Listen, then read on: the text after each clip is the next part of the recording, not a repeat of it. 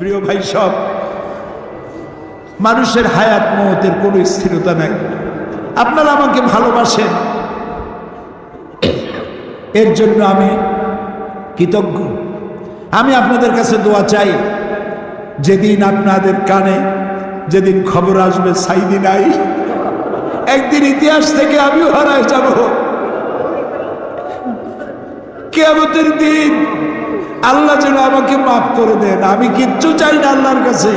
আল্লাহ যদি বলেন কিয়ামতে তোরে মাফ করে দিলাম, এর থেকে বড় পাওনা আমার নাই।